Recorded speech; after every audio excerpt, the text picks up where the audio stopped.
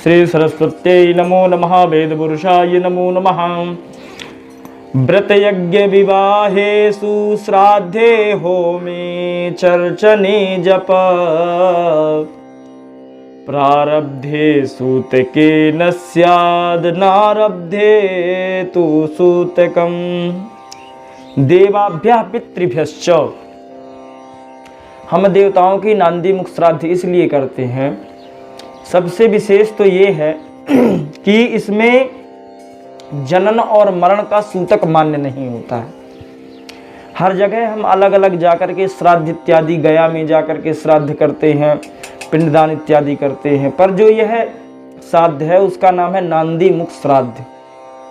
अगर केवल नांदी मुख श्राद्ध बस कराना है तो नवग्रह आदि प्रतिष्ठित देवताओं का आवाहन करना ही होता है। इसलिए इसका विधान बनाया गया कि आप यज्ञ के बीच में नांदी मुख श्राद्ध का विधान बनाएं, नांदी मुख श्राद्ध करें। व्रत यज्ञ विवाहेषु, विवाह में, किसी पूर्व व्रत में, यज्ञ में, कोई बड़ा यज्ञ हो रहा हो, उस यज्ञ में, होम करते समय, जप में, प्रारब्ध में यह श्राद्ध अगर किया जाए तो इस श्राद्ध का विशेष फल होता है। हमारे जो पितृदेवता रुष्ट होते हैं, क्योंकि पित्रमते पितृदेवता, श्राद्ध करने से तृप्त होने वाले पितृ जो हैं, अतृप्त होने वाले पितृ जो हैं तृप्त होते हैं, और तृप्त होने वाले पुत्र जो है आशीष प्रदान, आशीषम प्राप्नुवन्तः, प्राप्त कराते हैं, देते हैं। कई पितर ऐसे होते हैं क्योंकि जब तक हमारा जीवन है तब तक इस पार्थिव शरीर में बैठा हुआ जीव हमारा इष्ट है, मित्र है, बंधु है, बेटा है, बालक है, पुत्र है, पिता है। पर जैसे ही शरीर छोड़ा उसके बाद वह पितृलोक को जाता है, अगर सद्मार्गी है तो।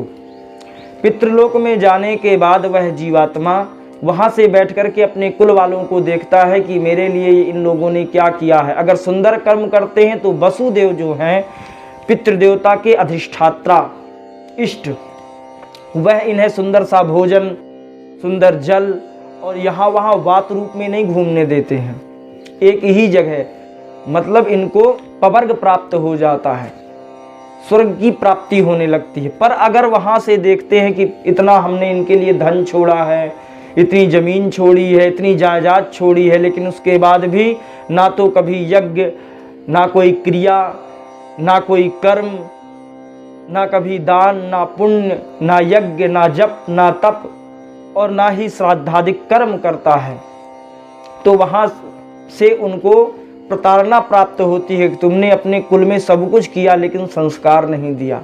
अगर संस्कार देके आते अगर, तो संस्कार पूर्वक ये लोग जप तप होम पूजा इत्यादि से बंधे हुए होते। इसलिए श्राद्ध की आवश्यकता हमारे जीवन में सर्वोपरि है।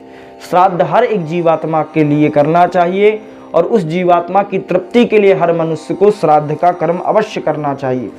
श्राद्ध में सर्वोपरि हैं विश्वदेव, जो विश्वदेव पितृदेवता के अधिष्ठात्रा हैं।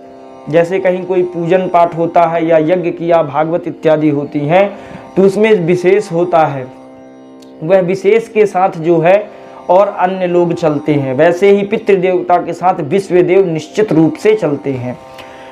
उसके बाद वृद्ध पितामह, प्रमातामह, सपत्नीमह, मातामह, यह एक पीढ़ी हो जाती है। द्वितीय पीढ़ी में प्रपितामह, पितामह, पितृ पितामह होते हैं। तृतीय पीढ़ी में प्रपितामही, पितामही और मातृपितामही, प्रपितामही, ये तीन जो है पीढ़ियों में अलग अलग रूप में विराजमान है, और सपत्नीक हैं, अपने अपने पत्नियों के सहित हैं। तो वृद्ध प्रमातामह ये जो विराजमान हैं, कहते हैं कि अपने अपने जीवात्माओं स्वरूप ये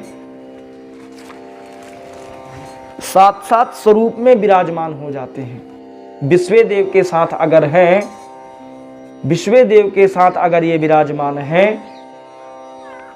तो तीन मातामह, प्रमातामह, वृद्ध प्रमातामह, तीन मातामही, प्रमातामही, वृद्ध प्रमातामही, 6 और एक विश्वदेव, कितने हो गए 7। और 3 पीढ़ियों को लेकर के चलते हैं तो 7 या 21, इसलिए 21 पीढ़ियों को तारने वाला नांदी मुख श्राद्ध हो जाता है। और उससे अन्यत्र भी है तो 27 पीढ़ियों को 9 के साथ जोड़ के 9 या 27 पीढ़ियों को भी तारने वाला होता है। तो अन्यत्र रूप में अपने जीवन में इन सब को तृप्त करने के लिए, अगर कोई प्यासा हो तो हमारे द्वारा दिया गया जल प्राप्त हो, कोई भूखा तो हमारे द्वारा दिया गया अन्न प्राप्त हो, भोजन प्राप्त हो, जो उनकी आवश्यकता है वह उनको प्राप्त हो जाए, ऐसा हम विधान बनाते हैं। और उनकी तृप्ति तृप्यन्ते कुल देवता, कुल देवता और पितृदेवता अगर तृप्त है तो वंश में वृद्धि होती है, हमारा वंश रुकता नहीं है, शुद्धमार्गी होते हैं, कुमार्गी नहीं होते हैं, अगर पितृनारायण की कृपा होती है तो।